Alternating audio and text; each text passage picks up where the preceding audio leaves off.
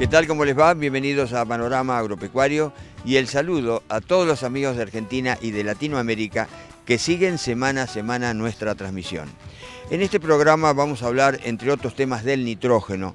Es un macroelemento indispensable para la vida de las plantas que compone, entre otras funciones, la molécula de clorofila, este pigmento verde que necesitan los vegetales para captar la radiación de la luz, por supuesto, del sol, y de esta manera que se produzcan todos los elementos metabólicos para el crecimiento y el desarrollo de las plantas.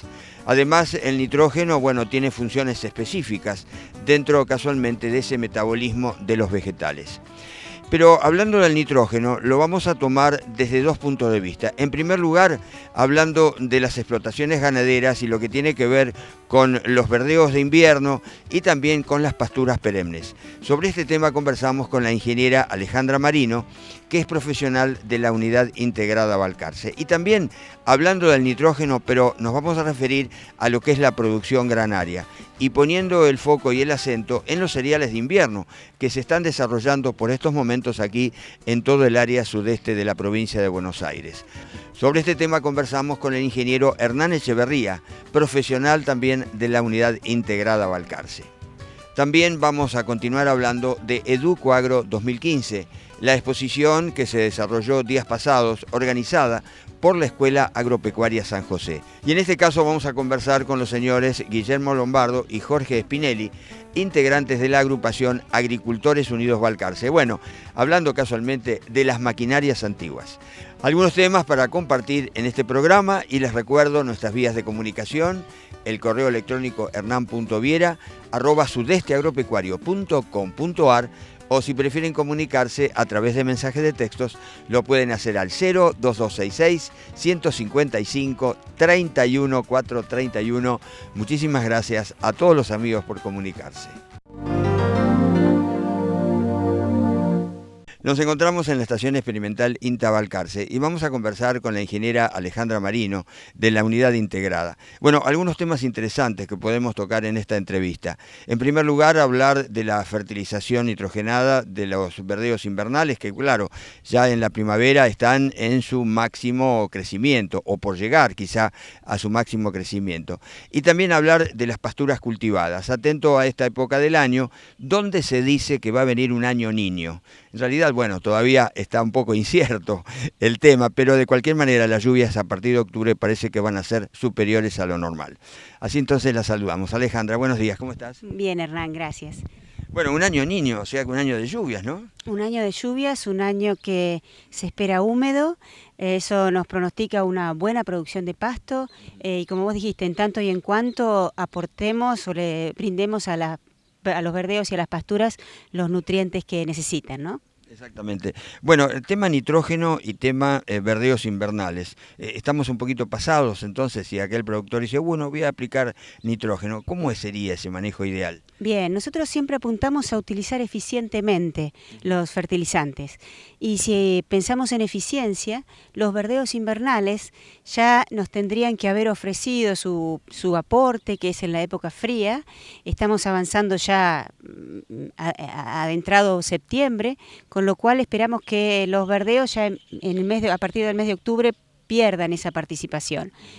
Nosotros siempre tratamos de que la nutrición de los verdeos esté controlada época fría, salida del invierno. Es decir, en nuestra zona, julio, agosto, hay que chequear esa oferta de nutrientes.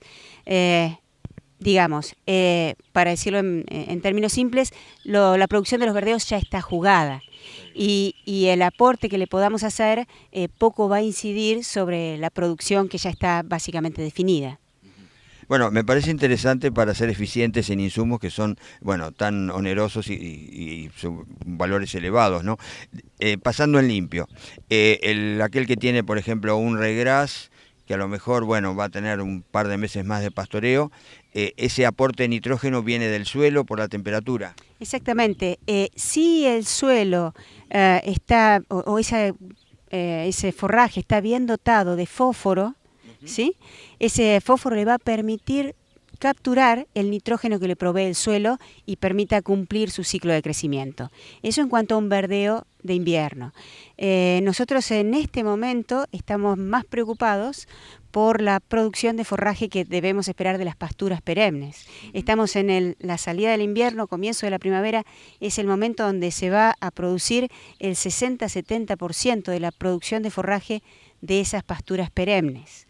Entonces tenemos sumo interés en hacer que esa producción de forraje sea lo más alta posible, adelantarla y a la vez con una adecuada utilización prolongar la producción de forraje de esas pasturas adentrada la primavera y si las condiciones siguen siendo húmedas, casi hasta el verano, ¿no es cierto?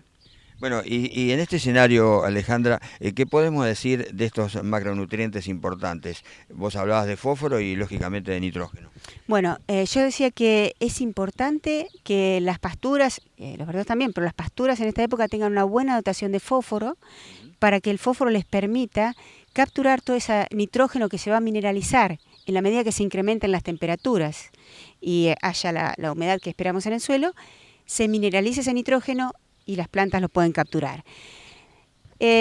Considerando que se pronostica un año húmedo y que va a haber precipitaciones abundantes, sobre todo en el mes de octubre, posiblemente sea un año para ir chequeando la oferta de nitratos del suelo y, de ser necesario, aumentar y prolongar la oferta de forraje, sea necesario ir proveyendo con algo más de nitrógeno, cosa que en otro año probablemente no hubiera sido necesario.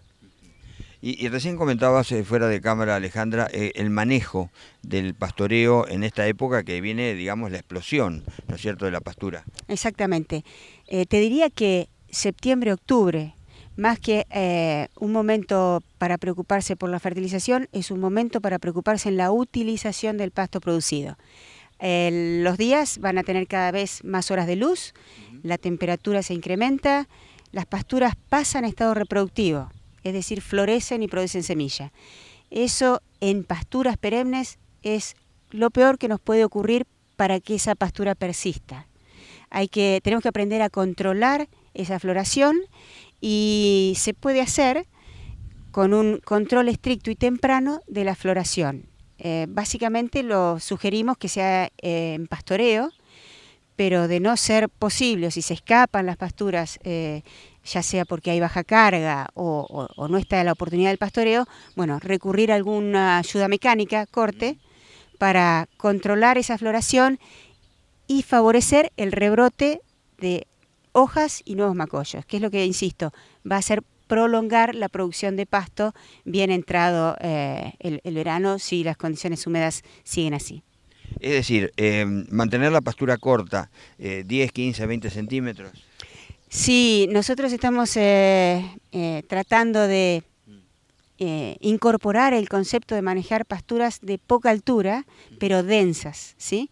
Más que la altura, que pueden ser 10, 15 centímetros, nos preocupa la densidad de plantas y indirectamente la densidad de hojas. Nosotros queremos suelo cubierto de hojas que capture luz y produzca más pasto. Eso sería básicamente el concepto o la pastura a lograr. Y esto se logra solamente si consumimos el forraje producido, si cosechamos el pasto que sombrea las plantas y deprime el crecimiento. Nosotros tenemos que estar pensando en manejar una pastura con criterios bastante parecidos al que manejamos el césped de una casa. En el segundo bloque de este programa vamos a continuar hablando del nitrógeno. Hacemos la primera pausa y ya volvemos.